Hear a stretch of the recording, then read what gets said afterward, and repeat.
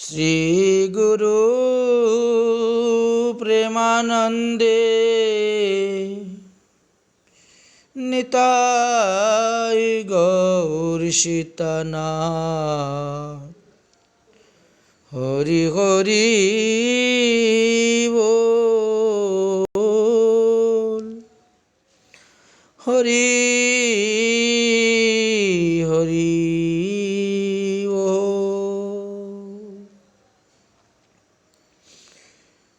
শ্রীমৎ মহাপ্রভুর বাল্যলীলার কথা আমরা দুইটি পর্বে আলোচনা করেছি। এখন মহাপ্রভুর বাল্যলীলার তৃতীয় পর্ব আমরা আলোচনা করব। মহাপ্রভুর সঙ্গে দুইটি চোরের উপাখ্যান। দ্বিতীয় পর্বত আমরা মহাপ্রভুর চাঞ্চল্যতা, ব্রাহ্মণ বা কুমারী কন্যাগণ সচিমাকে যে নালিশ দিয়েছিলেন সেই সমস্ত কথা আস্বাদন করেছিলাম। এখন তার পরবর্তী বিষয় আমরা আস্বাদন করতেছি দুইটি চোরের উপাখ্যান থেকে। তো কোনো একদিন নিমাই সমস্ত শরীরে নানাবিধ সুবর্ণ অলঙ্কার পরেছেন আর গ্রামের এদিক ওদিক টই টই করে ঘুরে বেড়াচ্ছেন। এমন সময় দুটি দস্যু চৌরবৃত্তি লোক মহাপ্রভুকে দেখতে পেল এবং প্রভুর অলঙ্কারগুলিকে চুরি করার জন্য তারা প্রস্তুত হল। এক চোর বাপ বাপ বাপ বাপ বলিয়া নিমাইকে কুলে তুলে নিলেন, কাঁধে তুলে নিলেন, খুব আদর করছেন। অন্য চোর প্রভুর সঙ্গে মিষ্টি বাক্যের সহিত কথা বলে বলে প্রভুকে হরণ করে নিয়ে যাচ্ছেন।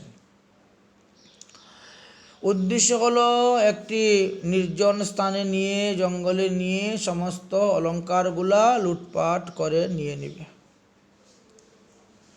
দুজনেই চলছেন আর বিচার করতেছেন যে আমরা কে কোন দ্রব্য নিব। নিজেরা মনে মনে মন কলা খাচ্ছেন আর নিয়ে যাচ্ছেন। কোন দ্রব্য কে নিবে তাই নিয়ে বিচার ঝগড়াও লেগে যায়।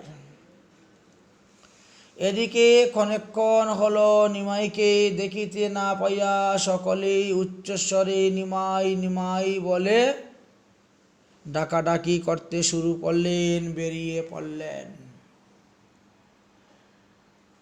চোরদ্বয় মহাপ্রভুকে নিয়ে একটি জঙ্গলে গিয়েছে চুরি করবে। এমত অবস্থায় শব্দ শুনতে পাচ্ছেন, লোক নিমাই নিমাই বলে ডেকে বেরিয়ে পড়ছে।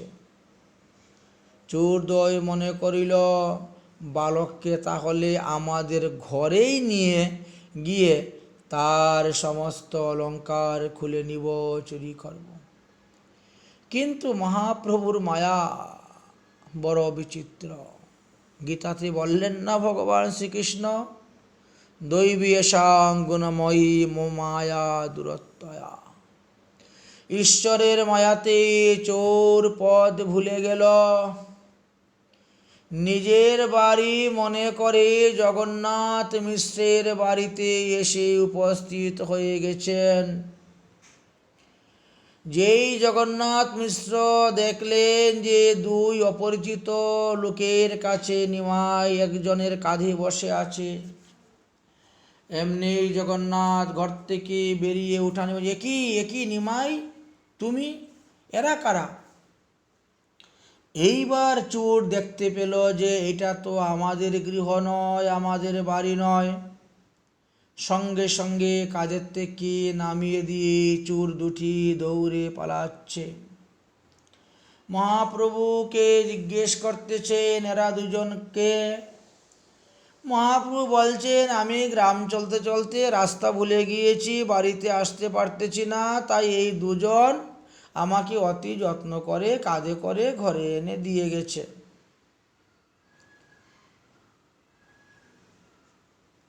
এই কথা বলে তাদেরকে সান্ত্বনা দিয়ে দিলেন। চোরেরা বেঁচে গেল। মহাপ্রভু তাদেরকে এমন শিক্ষা দিয়ে দিলেন।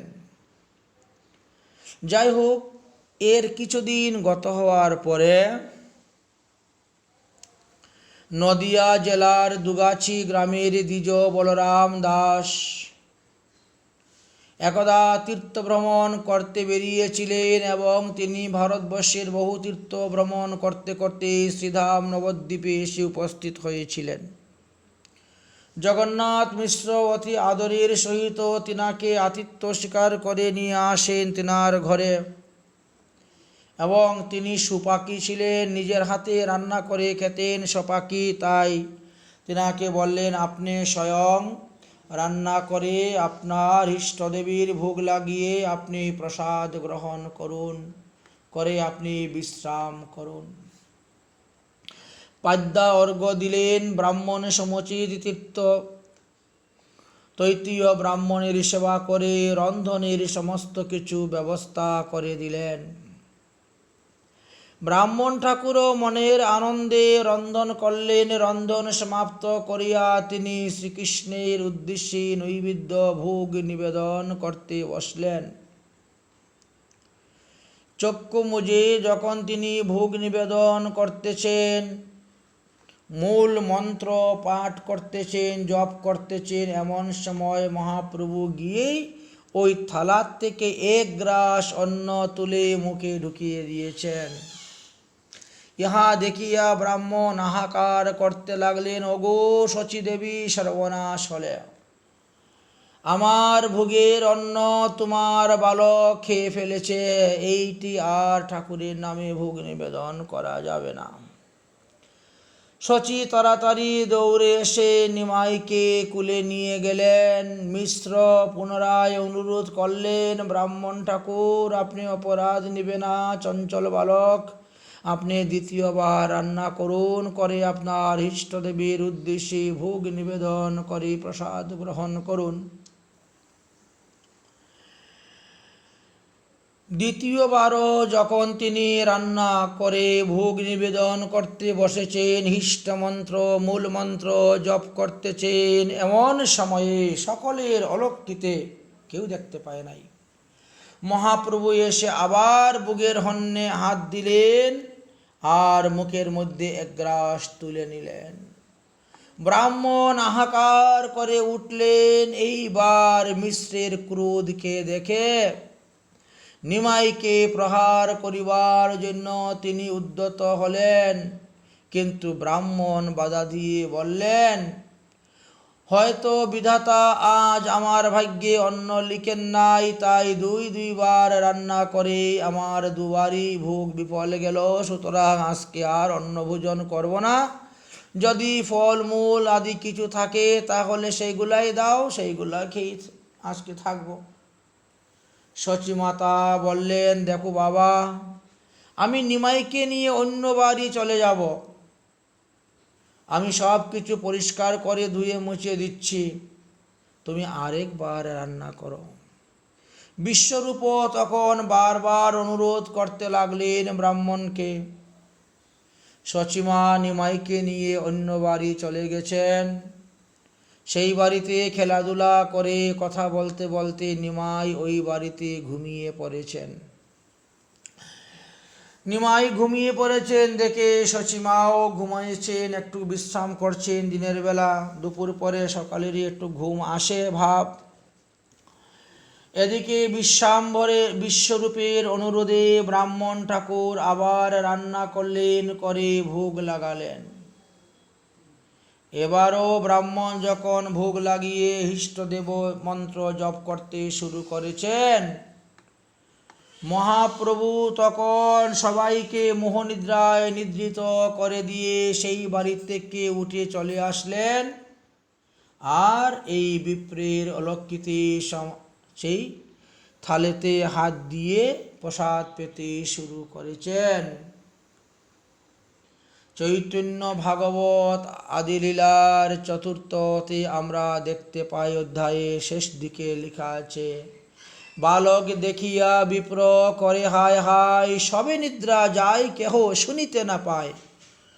বিকালবেলা দুপুর গড়িয়ে সকলেই খাওয়া দাওয়া করে বিশ্রাম করছেন, তাই কেউ শুনতে পেলেন না। প্রভু বলে, ওহে বিপ্র, তুমি তো উদার, তুমি আমায় ডাকিয়া আনো, কি দোষ আমার? তুমি আমার মন্ত্র জপ করে আমার নামে ভোগ নিবেদন করো, আর আমি এসে যখন খেতে শুরু করি তখন তুমি হায় হায় হায় হায় করো। তুমি আমার মন্ত্র বলে আমাকে ডাকো কেন? আমাকে ডাকলে তো আমি আসবই, খাবই, তাহলে তুমি হায় হায় কেন করো? মোর মন্ত্র জপি মুরে করো আহ্বান, রহিতে নাহি পারি আমি আসি তোমার স্থান। আমারে দেখিতে নিরবধি ভাব তুমি, অতএব তোমারে দেখা দিলাম আমি। তুমি যত সাধন করো, ভজন করো, যা কিছু করো, তীর্থ ভ্রমণ করো, সব কিছুতে খালি আমাকে দর্শনের তোমার লালসা। তুমি বারবার প্রার্থনা করো, তোমার সেই প্রার্থনা পূরণের জন্য আমি আসি তোমাকে দর্শন দিলাম, আর তুমি আমাকে দেখলে পরে হাহাকার করে ওঠো, একি দেখো বিপ্র আমি কে। এই বলে মহাপ্রভু অল্পক্ষণের জন্য শঙ্খ চক্র গদা পদ্ম চতুর্ভুজ মূর্তি রূপ ধারণ করে দেখিয়েছিলেন। তারপরে সঙ্গে সঙ্গে মহাপ্রভু দ্বিভুজ শ্যাম সুন্দর মূর্তি ধারণ করেছিলেন। প্রথমে চতুর্ভুজ কৃষ্ণ নারায়ণ দর্শন করালেন, তারপরে দ্বিভুজ কৃষ্ণমূর্তি দর্শন করালেন, ওকে বিশ্বাস জমানোর জন্য যে আমিই সেই, আমার মধ্যেই সমস্ত অবতার অবস্থান করতেছে, অতএব আমি হলাম সেই অবতারী। প্রভু কহেন, শুনো শুনো ওহে বিপ্রবর, অনেক জন্মে তুমি আছো আমার কিঙ্কর। এক দুই জন্ম নয়, বহু জন্ম ধরে তুমি আমার ভজন করে যাচ্ছ, তুমি আমার কিঙ্কর। প্রতি জন্মেই তুমি আশা করো আমাকে পাওয়ার জন্য। এই জন্মেও আমি তোমাকে দর্শন দিয়েছি, পূর্ব জন্মেও আমি তোমাকে দর্শন দিয়েছিলাম, কিন্তু সেই কথা তোমার মনে নেই, আমার মনে আছে। আর জন্মে নন্দের গৃহে এই রূপে আমি দেখা দিলাম তোমারে, না স্মর তাহা তুমি। আমি যখন নন্দের গৃহে কৃষ্ণ রূপে ছিলাম, সেই সময়ে তো তুমি তৈত্তিহী ব্রাহ্মণ কণ্ঠী গোপাল গলার মধ্যে নিয়ে তীর্থভ্রমণ করতে করতে তুমি গিয়ে উপস্থিত হয়েছিলে নন্দ বাবার আশ্রমে।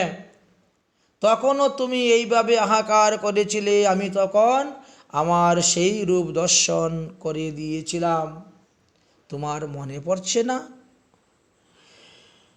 এতে কো আমার তুমি জন্মে জন্মে দাস, দাস বিনে অন্য মম না দেখে প্রকাশ।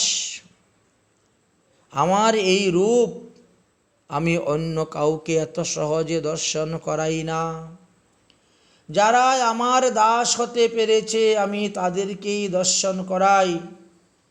তুমি তো জন্মে জন্মে আমার দাস, তাই তোমার মনোবাসনা আজ আমি পূর্ণ করে দিলাম। কহিলাম তোমার এই সকল গুপ্য কথা, কাহার স্থানে ইহা না কহিবা যথাযথা। আমি যে তোমাকে এই নারায়ণ রূপে দর্শন দিলাম, কৃষ্ণ রূপে দর্শন দিলাম, আমি যে স্বয়ং ভগবান, আমি যে অবতারী, আমি যে লীলা করার জন্য জগতে এসেছি, খবরদার এই কথা তুমি কাউকে বলবে না।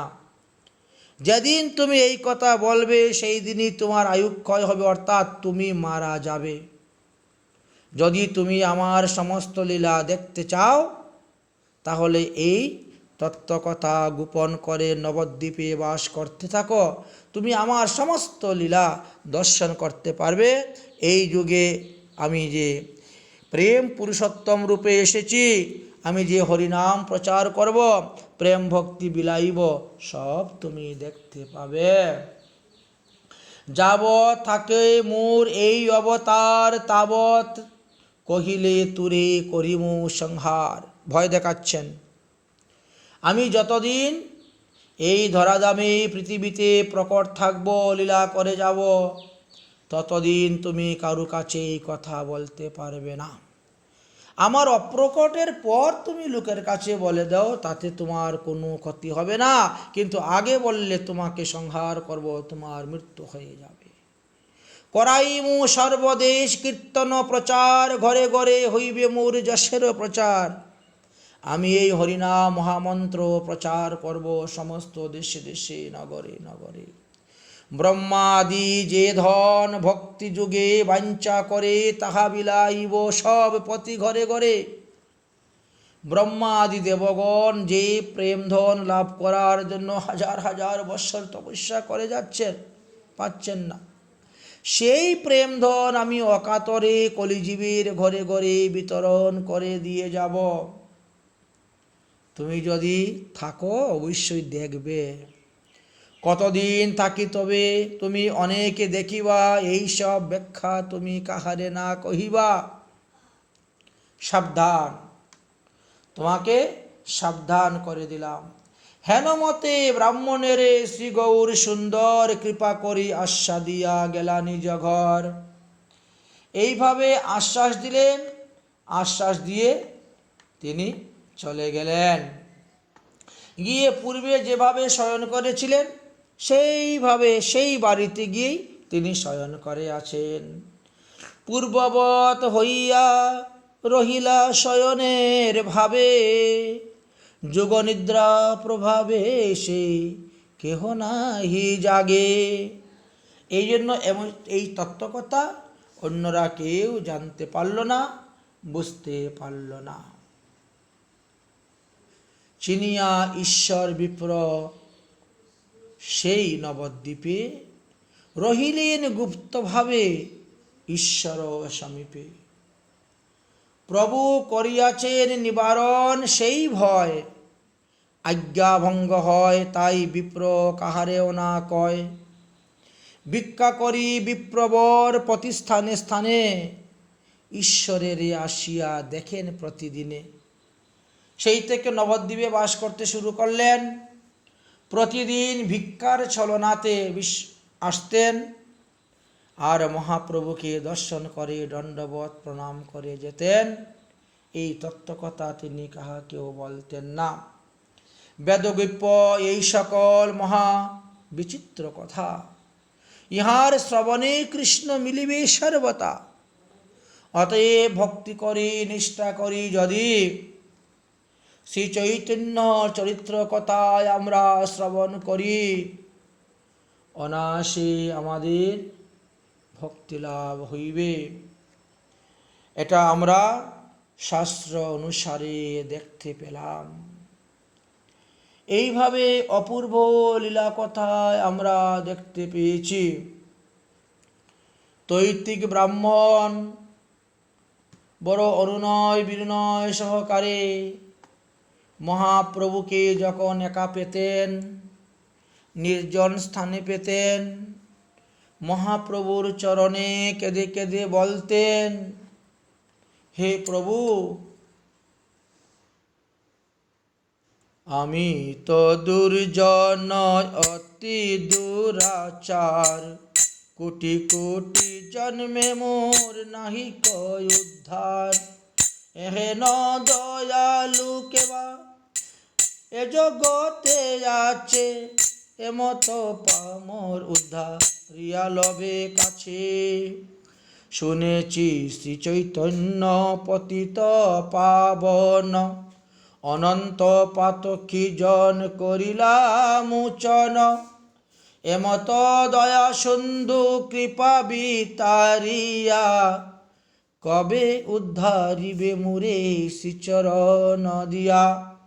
এইবার বোঝা যাইবে করুণা তোমার, যদি এ পামর জনেরে করিবে উদ্ধার। কর্ম নাই, জ্ঞান নাই, কৃষ্ণ ভক্তি নাই, তবে বল কি রূপে শ্রীচরণ পাই। বরসায় আমার প্রভু করুণা তোমার, ওই হতো কি সেই কৃপা বেদের বিচার। তুমি তো পবিত্র পদ, আমি দুরাচার, কেমনে তোমার পদে পাইব আশ্রয়। কাঁদিয়া কাঁদিয়া বলে এ পতিত ছাড়, পতিত পাবন নামটি প্রসিদ্ধ তোমার, পতিত পাবন নামটি প্রসিদ্ধ তোমার। এইভাবে বলতেন মহাপ্রভু, বলতেন খবরদার আমার এই কথাগুলো যেন অন্য কেউ জানতে না পায়, সাবধান। এরপরে একদিন এক অপূর্ব লীলা ঘটেছিল, সেই কথাটাই বর্ণন করিতেছি, শ্রবণ করুন। একদিন মহাপ্রভু বজ্রহাড়ির উপরে বসেছিলেন।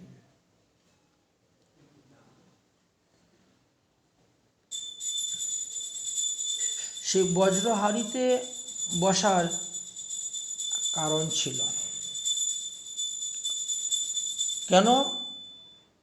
স্কুলে ভর্তি করাচ্ছেন না মা বাবা, তাই স্কুলে ভর্তি করানো, হাতে করি দেওয়ার চিন্তায় তিনি এই লীলা করেছিলেন।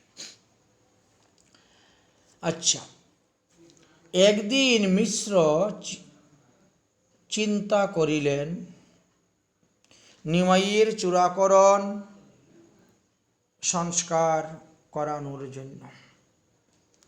তাই তিনি শুভ দিনে শুভক্ষণে ইষ্টি কুটুম্বকে নিমন্ত্রণ দিলেন। বেদমন্ত্র উচ্চারণ পূর্বক নিমাইয়ের কর্ণভেদ চূড়াকরণ কার্য আদি সম্পন্ন করলেন। তারপর গঙ্গাদাস পণ্ডিতের পাঠশালায় নিমাইকে ভর্তি করে দেওয়ার সিদ্ধান্ত করলেন। নিমাইকে নিয়ে গিয়ে উপস্থিত হলেন গঙ্গাদাস পণ্ডিতের পাঠশালায়। মিশ্র বলেন, পুত্র আমি দিনু তোমা স্থানে, পড়াইয়া শুনাইয়া সকল রাখো আপনে। আমারই পুত্রকে তোমার হস্তে সমর্পণ করলাম, তুমি তাকে লেখাপড়া শিখিয়ে বিদ্বান বানাবে। গঙ্গাদাস বলে, বড় ভাগ্য সে আমার, পড়াইমু যত শক্তি আছে হে আমার। আমার ভিতরে যা কিছু আছে সব আমি উজাড় করে দিয়ে দিব নিমাইকে। শিষ্য দেখি পরম আনন্দ গঙ্গাদাস, পুত্র প্রায় করিয়া রাখিলেন নিজ পাশ। যদি উপযুক্ত শিষ্য পাওয়া যায়, গুরুদেবরা তাদের কাছে কিছুই রাখেন না, সব উজাড় করে দিয়ে দেন। নিজের পুত্র সহ সম আদর যত্ন করে তিনার পাশে রেখে শিক্ষা দিতে লাগলেন। যত ব্যাখ্যা গঙ্গাদাস পণ্ডিত করেন, স্বকৃতি শুনিলে মাত্র ঠাকুর ধরেন। একটা কথা একবার শুনলে পরেই সেটা কণ্ঠস্থ হয়ে যায়, দ্বিতীয়বার আর বলতে হয় না। গুরুর সকল ব্যাখ্যা করেন খণ্ডন, পুনর্বার সেই ব্যাখ্যা করেন স্থাপন। গুরুদেব যখন পাঠ করে চলে গেলেন, তখন তিনি শিষ্যদের সঙ্গে অন্যান্য সতীর্থ বিদ্যার্থীদের জন্য বসে, আচ্ছা গুরুদেব তো এই কথা বলেছিলেন, এইটা যদি এই না হতো তাহলে কি হতো, ওইটা যদি ওই না হতো তাহলে কি হতো, এইভাবে বলতেন। এইভাবে বলে সেটাকে খণ্ডন করতেন, মণ্ডন করে আবার তিনি স্থাপন করে দিতেন। বড় অদ্ভুত বিদ্যাবাস। দেখিয়ায় অদ্ভুত বুদ্ধি গুরু হরষিত। সেই সমস্ত কথা গুরুদেবের কানে যেত, তিনিও অত্যন্ত আনন্দিত হতেন, হরষিত হতেন। সর্ব শিষ্যের মধ্যে শ্রেষ্ঠ, তাই অন্যান্য শিষ্যরাও মহাপ্রভুকে পূজা করেন, সম্মান দেন। যত পরেন গঙ্গাদাস পণ্ডিতের স্থানে, সভাকার ঠাকুর চলেন অনুক্ষণে। তিনি দেখা মাত্রই সব কণ্ঠস্থ মুখস্থ। এই মতো প্রতিদিন পড়িয়া শুনিয়া গঙ্গা স্থানে যান নিজ বয়স্ক লইয়া। লেখাপড়ার পরে সতীর্থ বিদ্যার্থীকে নিয়েও তিনি গঙ্গা স্থানে যেতেন। বাঞ্ছা কল্প তরু প্রভু শ্রী গৌরাঙ্গ সুন্দর, জাহ্নবীর বাঞ্ছা পূর্ণ করেন নিরন্তর। যেভাবে শ্রীকৃষ্ণ যমুনার মনোবাঞ্ছনা পূর্ণ করেছিলেন, ঠিক তেমনিভাবে গৌর সুন্দর জাহ্নবা অর্থাৎ গঙ্গার মনোবাঞ্ছনা পূর্ণ করছে। করি বহুবিধ জলক্রিয়া, করি বহুবিধ ক্রিয়া, জাহ্নবীর জলে গৃহে আইলেন গৌর চন্দ্র কৌতূহলে। যত বিধি করি প্রভু বিষ্ণু পূজেন, যথাবিধি বিধি অনুসারে আবার বিষ্ণু পূজাও করেন। তুলসীরে জল দিয়া করেন ভোজন।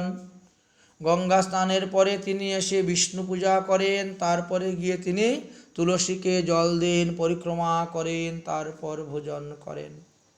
ভোজন করিবা মাত্র প্রভু সেই কণে পুঁথি লইয়া গিয়া বসেন নির্জনে।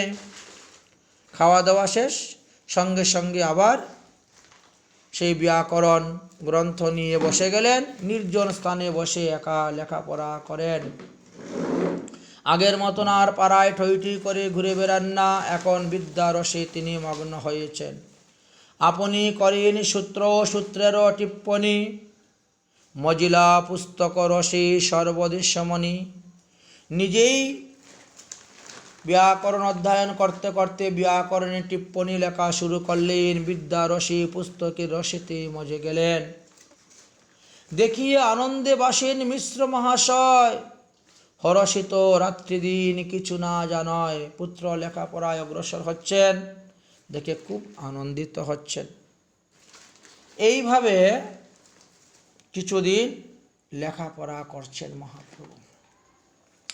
একদিন কি হয়েছে, বড় আশ্চর্য কথা। কোনো একদিনে নিমাই চাঁদ কাঁদিতে লাগিলেন। অন্যান্য দিন তো হাততালি দিয়ে হরিনাম সংকীর্তন করলে নিমাইয়ের কান্না বন্ধ হয়ে যেত, কিন্তু সেই দিন বিপরীত, কান্না কিছুতেই বন্ধ হচ্ছে না। আমরা এই বাল্যলীলা প্রসঙ্গ আলোচনা করতে গিয়ে কখনো আগের ঘটনা পরে আসতেছে, পরের ঘটনা আগে আসতেছে, বয়স অনুসারে। তো সেই দিক দিয়ে আপনারা ভুল ত্রুটি মার্জন করবেন, আপনারা নিজ গুণে সংশোধন করে গৌরলীলা আস্বাদন করবেন। তো সেটা একাদশীর একটা ব্রতর কাহিনীর কথা এখন আমি আপনাদেরকে বলতেছি। সেটা চৈতন্য ভাগবতের ৫ম অধ্যায়ের 10 নম্বর পয়ার থেকে শুরু হয়েছে। সবে বলে কহ বাপ কি ইচ্ছা তোমার, সেই দ্রীব আনি না কান্দিও আর। অন্যদিন হরিবল বলে হাততালি দিলে তোমার কান্না বন্ধ হয়ে যায়, আজকে কান্না বন্ধ হচ্ছে না, তাহলে বলো তুমি কি চাও, তুমি যা চাইবে তাই আমরা তোমাকে দিব। প্রভু বলেন যদি মোর প্রাণ রক্ষা চাও তবে ঝাট 2 ব্রাহ্মণের ঘরে যাও। সেই 2 ব্রাহ্মণকে আমরা তাদের নাম পাব। একজনের নাম ছিল জগদীশ পণ্ডিত, আরেকজন হিরণ্য ভাগবত। এরা দুজন কে ছিলেন? এরা দুজন ছিলেন দ্বাপর যুগে যজ্ঞপত্নী। সেই সময়ে তারা শ্রীকৃষ্ণ যখন বনে গিয়েছিলেন গোচারণ করতে, ক্ষুধায় কাতর ছিলেন, তখন তারা অন্ন ব্যঞ্জন আদি দিয়েছিলেন। তারা আজ গৌরলীলায় এসে উপস্থিত হয়েছে। তাই বলছেন, তবে ঝাট সেই দুই ব্রাহ্মণের ঘরে যাও। জগদীশ পণ্ডিত, হিরণ্য ভাগবত, এই দুই স্থানে মোর আছে অভিমত। কি অভিমত বলো? তাদের ঘরে কেন যাব? আরে একাদশীর উপবাস আজি সে দুহার বিষ্ণু লাগি করিয়াছে যত ফলাহার। আজকে একাদশী ব্রত, সেই উপলক্ষে তারা বিষ্ণু নৈবেদ্য কত ফল মূল দিয়ে ভোগ লাগিয়েছে। সেই সব নৈবেদ্য যদি খাইবারে পাও, তবে মই সুস্থ হইয়া হাঁটিয়া বেড়াও। আমি সেই বিষ্ণুর নৈবেদ্য ফল আমি আজ খেতে চাই, তোমরা নিয়ে আসো। পাড়া প্রতিবেশীরা বলছেন, সর্বনাশ, তুমি ওভাবে চাচ্ছ কেন? আমরা তোমাকে বাজার থেকে এনে ফল দিব। বাজারে কত ফল পাওয়া যায়, সেই ফল তুমি খাও, হাঁটিয়া বেড়াও। অন্যের বাড়িতে ওরা একাদশী ব্রতের উপবাস, তারা ফলাহার ভোগ লাগে, সেইগুলা তোমার কেন আনতে যাবে, খেতে যাবে?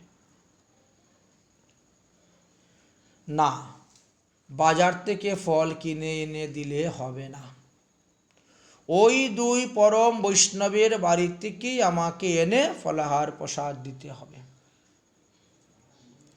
জগন্নাথ মিশ্রর সঙ্গে তাদের খুব ভালো সুহৃদ ছিল, সম্পর্ক ছিল। জগন্নাথ মিশ্র জানেন যারা এই দুইজন নবদ্বীপের মধ্যে পরম বৈষ্ণব। পরম বৈষ্ণব সেই বিপ্র দুইজন, জগন্নাথ মিশ্র সহে অভেদ জীবন। জগন্নাথ মিশ্র তৎক্ষণাৎ জগদীশ পণ্ডিতের বাড়িতে গেলেন এবং নিমাইয়ের মনের যে অভিপ্রায় সব ব্যক্ত করে বললেন। দুই বিপ্র বলে, বড় অদ্ভুত কাহিনী, শিশুর মুখে এমত কথা, শিশুর এমত বুদ্ধি কবে নহে শুনি। এত ছোট বাচ্চা, সে একাদশীর মহিমা কি জানে, অথচ সে আমাদের ঘর থেকে আজ একাদশীর ফলাহার খেতে চায়। এত ছোট শিশু, সে কেমনে জানলো? কেমনে জানিল আজি শ্রীহরিবাসর? কেমনে বা জানিল ফলাহার বহুতর? আমরা এত এত ফল ভোগ লাগিয়েছি, জানলো বা কেমন? বুঝিলাম এই শিশু পরম ভাগ্যবান, অতএব এর দেহেই গোপাল অধিষ্ঠান। নিশ্চয়ই ভগবান এই শিশুর দেহে প্রবেশ করিয়া উনি কথা বলাচ্ছেন। এই শিশুর মুখেই ভগবান আহার গ্রহণ করতে যাবেন।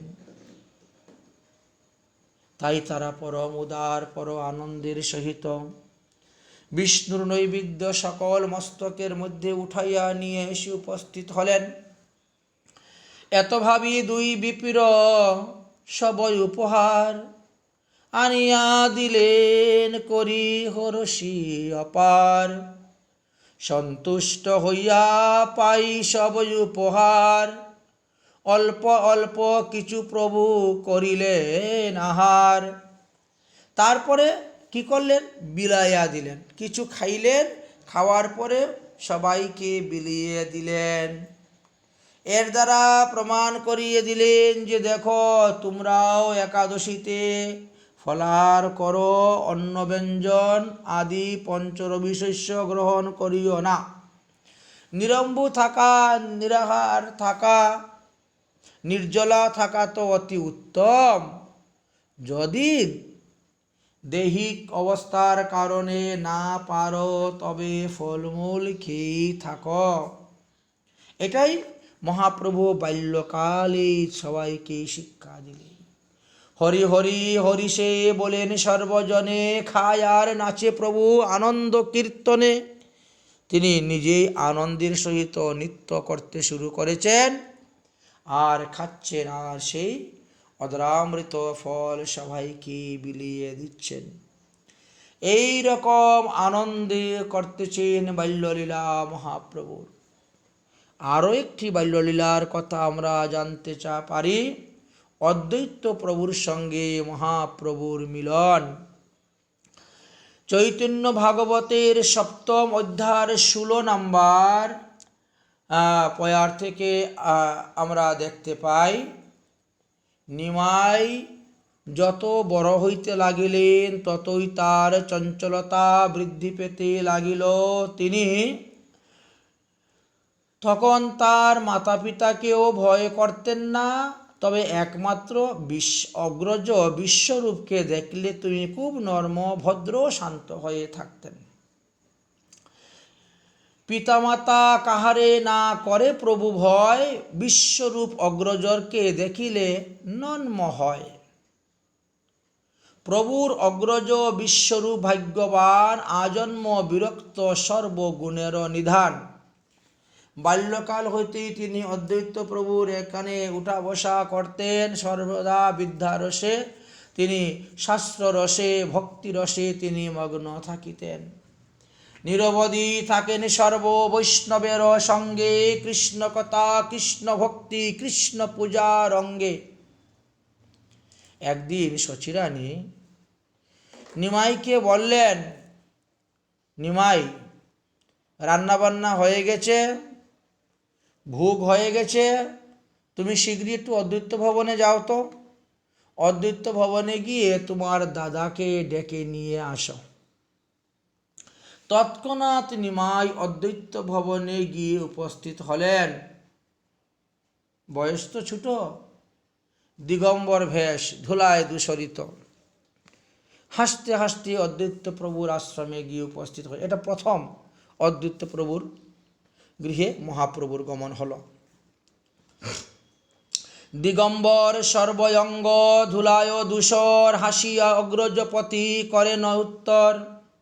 ভুজনে আইস ভাই ডাকেন জননী, অগ্রজর বসন্ধরে চলেন আপনি।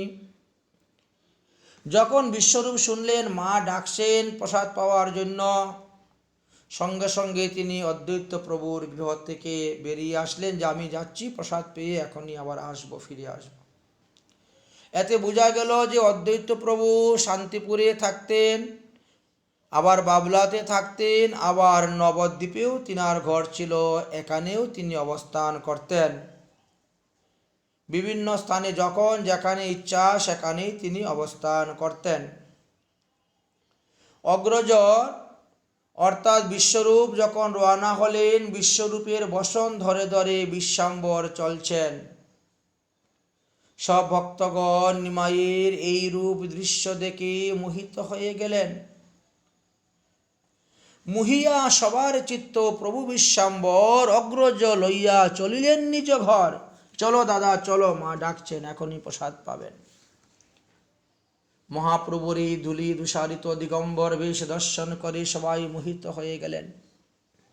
মনে মনে অদ্বৈত প্রভু চিন্তা করলেন, এই বালক তো প্রকৃত মানুষ নয়, কবে তিনি নিজের ইচ্ছায় প্রকাশ হবেন বলা তো যায় না। তাই মনে মনে চিন্তেন অদ্বৈত মহাশয়, প্রাকৃত মনুষ্য এই বালক কভু নয়।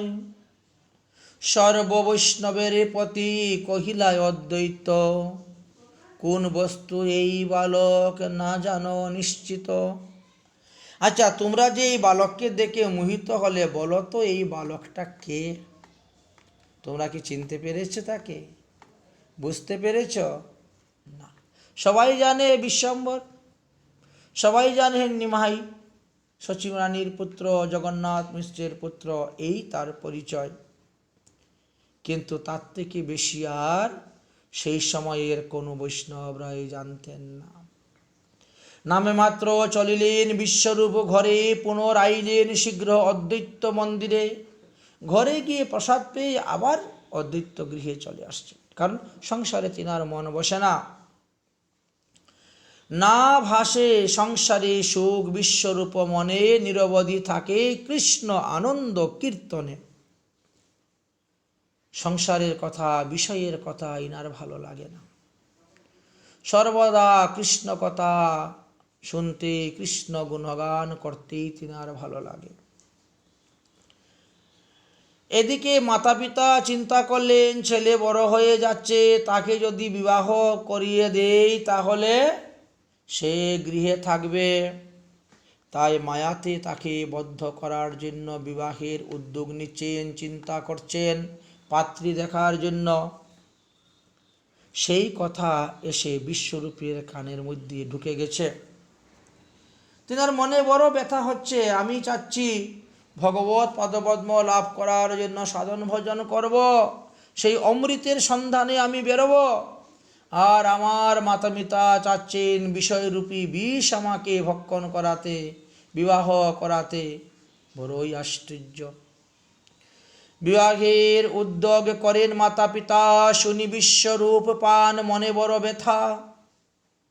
ছাড়িব সংসার, বিশ্বরূপ মনে ভাবে, চলি যাব বনে মাত্র এই মনেই জাগে।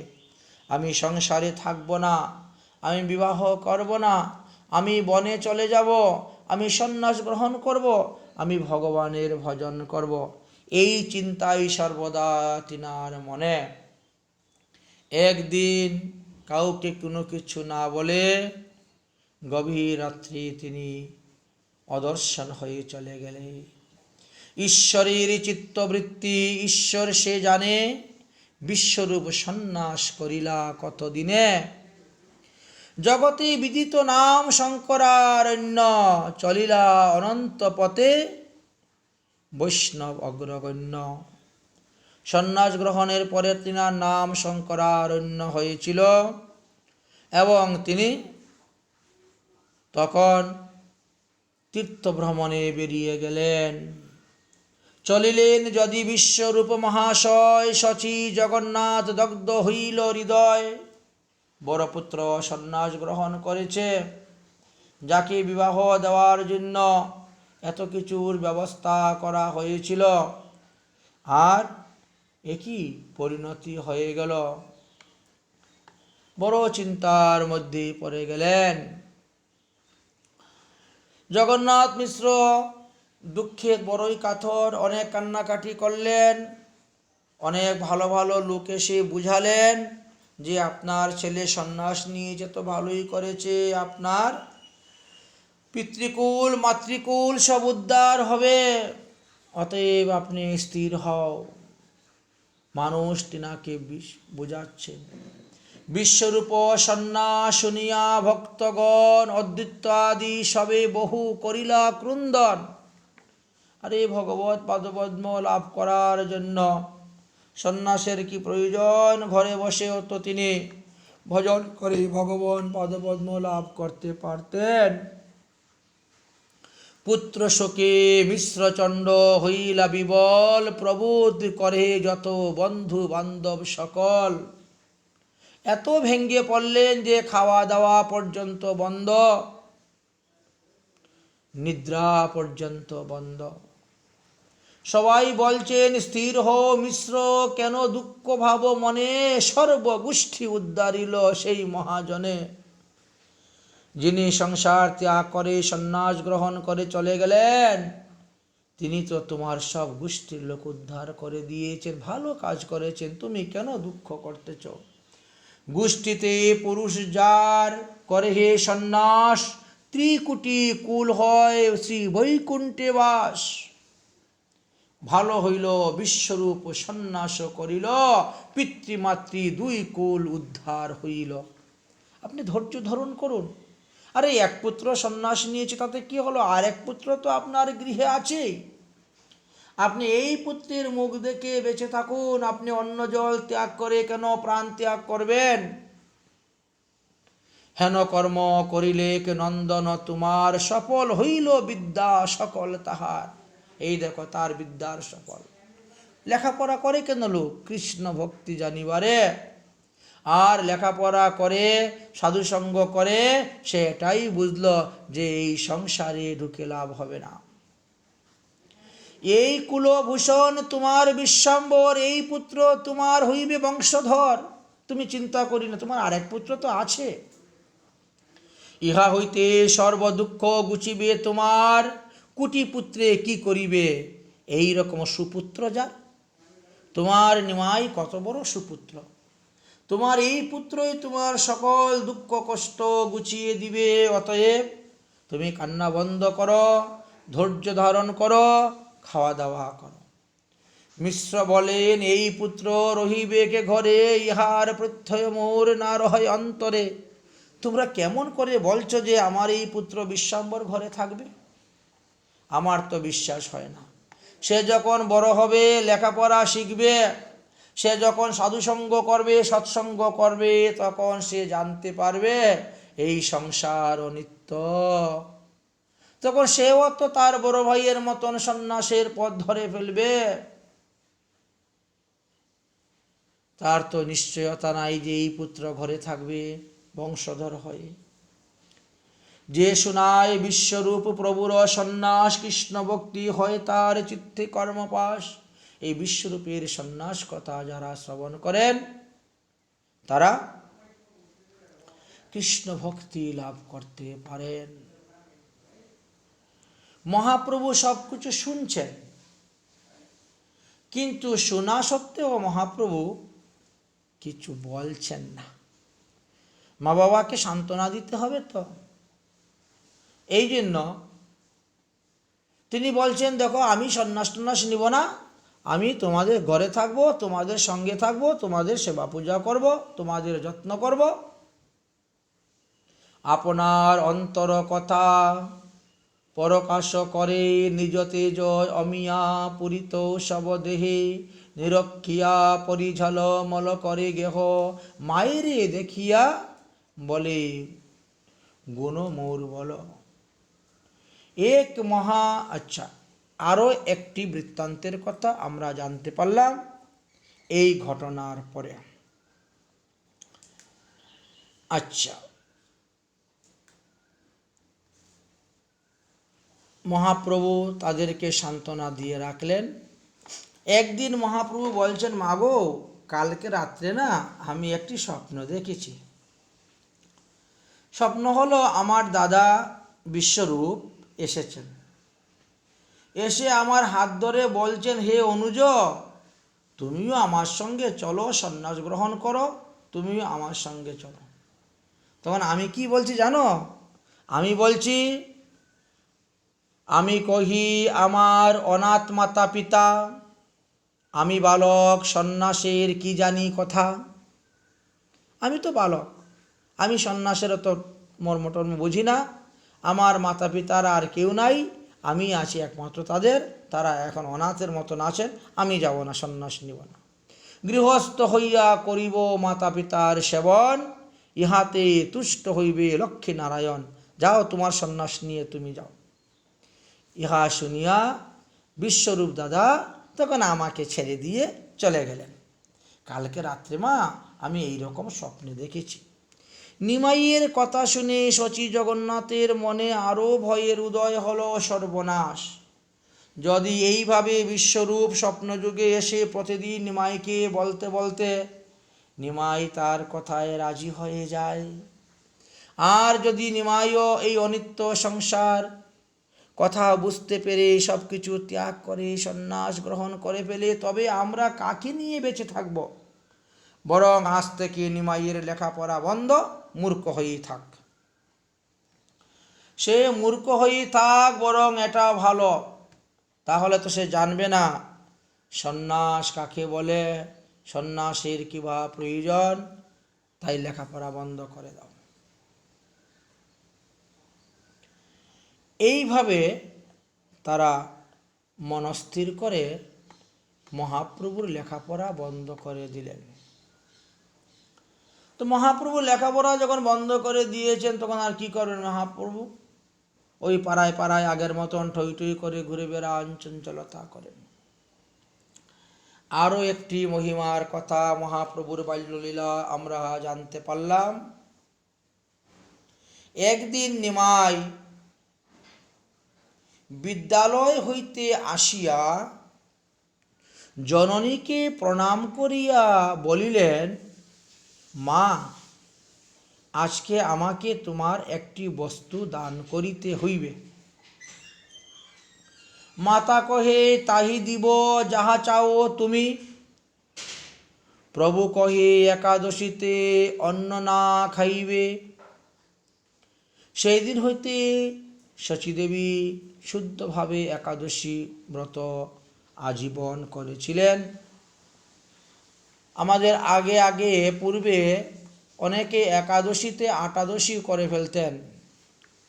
তো এখানে কি ঘটনা হয়েছিল এই বিষয়ে বিস্তারিত জানা যায় নাই, তবে এই কথা আমরা জানতে পারলাম শ্রী চৈতন্য চরিতামৃতের আদিলীলাতেও আমরা দেখতে পেয়েছি। একদিন মহাপ্রভু পিতামাতার নিকটে এক অপূর্ব স্বপ্ন বৃত্তান্তের কথাও বলেছিলেন। তো এইভাবে মহাপ্রভু বিদ্যারস নিয়ে মাতা পিতার সঙ্গে আনন্দিত ছিলেন, কাটিয়েছিলেন। বেশ কিছুদিন গত হয়ে গেল। নিমাই এখন আর স্কুলে যান না।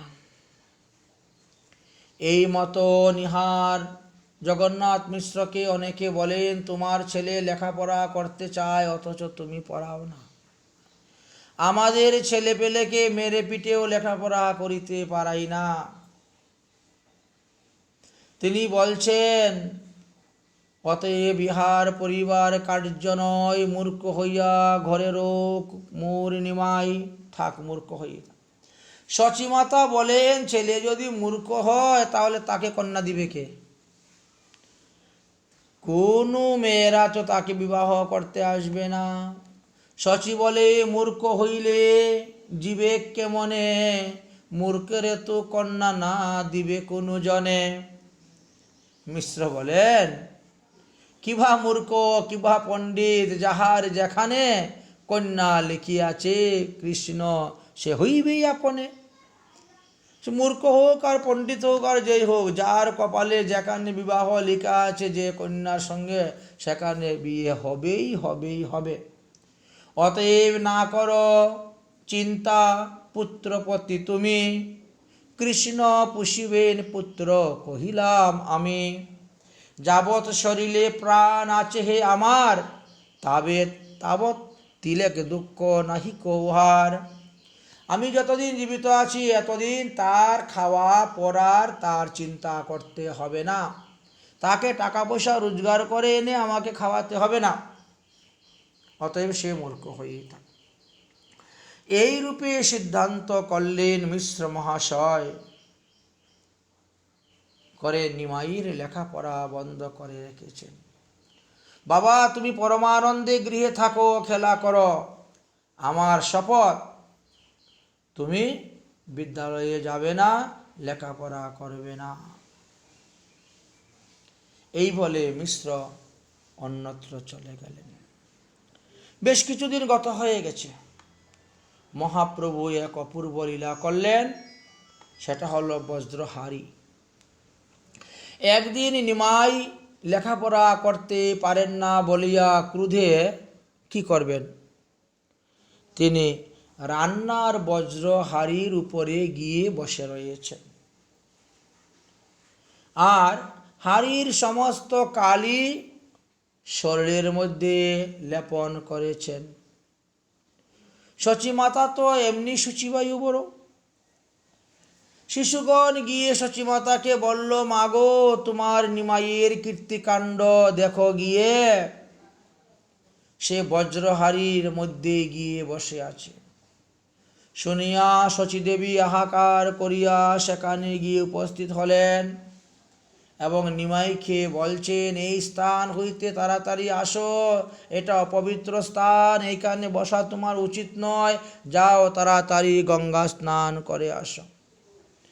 মহাপ্রভু বলছেন, পবিত্র অপবিত্র আমি বুঝবো কেমন করে? আমি তো মূর্খ, আমি তো লেখাপড়া করি নাই। যারা লেখাপড়া করে শিখে তারাই তো পবিত্র অপবিত্রকে বুঝে, আমি তো বুঝি না পবিত্র অপবিত্র।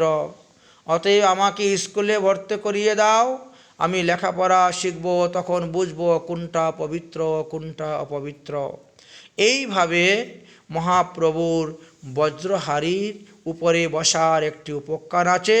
শ্রী চৈতন্য ভাগবত আদিলীলার 7ম অধ্যায়ের 168 নম্বর শ্লোক হইতে আমরা দেখতে পাই।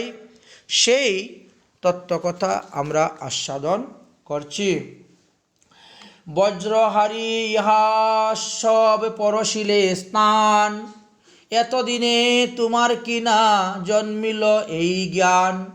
প্রভু বলে তোমরা মোরে নাদিস পরিতে, ভদ্র অভদ্র মূর্খ বিপ্র আমি জানিব কেমতে। মূর্খ আমি নাহি জানি ভালো মন্দ স্থান, সর্বত্র আমার এক অদ্বিতীয় জ্ঞান। মায়ে বলে তুমি যে বসিলা মন্দ স্থানে, এবে তুমি পবিত্র বা হইবা কেমনে।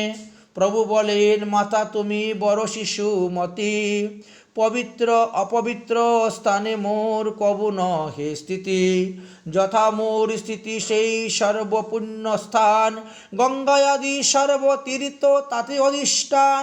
এই সব হারির মূলে নাহিক দূষণ, তুমি যাতে বিষ্ণু লাগি করিলা রন্দন। এতে কই আমার বাস সন্দেহ নাহি মানকে, সর্বত্র শুদ্ধতা মোর পরশ কারণে।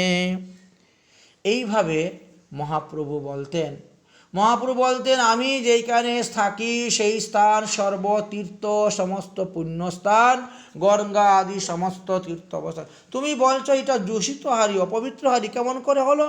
যেই হারিতে তুমি বিষ্ণুর লাগিয়া নৈবেদ্য রন্ধন করেছ, সেই হারি কখনো পবিত্র হইতে পারে না। আর অপবিত্র বস্তু যেটা, সেটা আমার পরশেও পবিত্র হয়ে যায়। এইভাবে মহাপ্রভু নানাভাবে তিনি তিনার মায়েকে বুঝালেন। মা তখন বড় বিস্মিত হয়ে গেলেন। তিনি চিন্তা করে পাচ্ছেন না যে আমি কার সামনে কথা বলছি। সেই দুদিনের নিমাই আর এত বড় বড় পণ্ডিতের মতন কথা বলতেছে, তিনি বুঝতেই পারলেন না। পাড়া প্রতিবেশীরা বললেন নিমাইয়ের কি দোষ? দোষ তো তোমাদের, তোমরা নিমাইকে স্কুলে ভর্তি করিয়ে দাও, তাহলে সে আর এই রকম আচরণ করবে না। শেষ পর্যন্ত বাধ্য হলেন, পুনরায় আবার মহাপ্রভুকে স্কুলে ভর্তি করিয়ে দিয়েছিলেন। এই পর্যন্ত আমরা আজকে আস্বাদন করলাম। তার পরবর্তী বিষয়গুলো আমরা আস্বাদন করব আগামীকাল শ্রীমৎ মহাপ্রভুর কৃপা হলে। আজকের মতন হরিকথা এখানেই বিশ্রাম।